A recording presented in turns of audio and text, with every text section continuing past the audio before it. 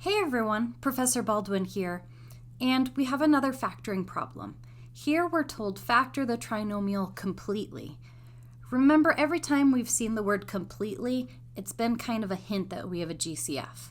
But anytime you go to factor, always check first for a GCF. And do we have a GCF here? We do. 3x is our GCF. And if we factor out that GCF of 3x, we have a trinomial of 8x squared minus 10x plus 3 remaining. Now we want to see, can we factor that remaining trinomial?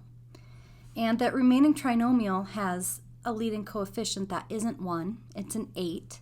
So we're going to use our key number method. A times C is 8 times 3, or 24. And B is negative 10. So we're looking for two numbers that multiply to 24 but add to negative 10. Well, we know that 6 and 4 multiply to 24 and they would add to a positive 10.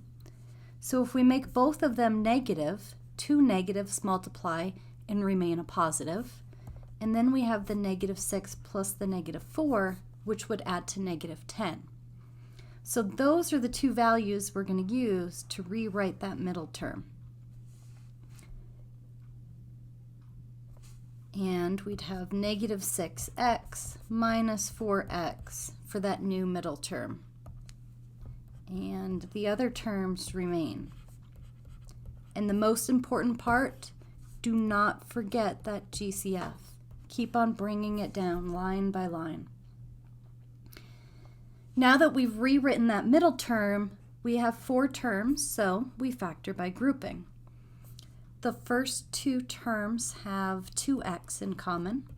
Factor out 2x and you have 4x minus 3.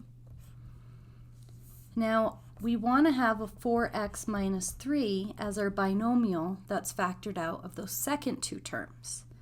But right now it's a negative 4x and a positive 3. So the way that we maintain those values of 4x and 3 but change the signs is to factor out a negative. So you factor out negative 1.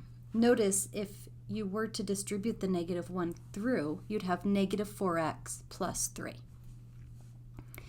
And again, bring that GCF down. Now inside our brackets, we have two terms remaining, and they have a binomial of 4x minus 3 in common. So factor out 4x minus 3, and you're left with the binomial of 2x minus 1.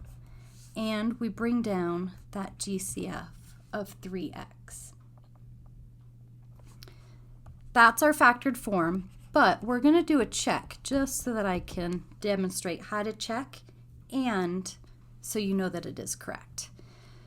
First, you want to FOIL with those two binomials, and that gives us 8x squared. Outer is minus 4x, inner is minus 6x, and last is plus 3. I'm going to simplify first. That's 8x squared minus 10x plus 3. Now remember, we only multiplied those two binomials. We still have that GCF of 3x.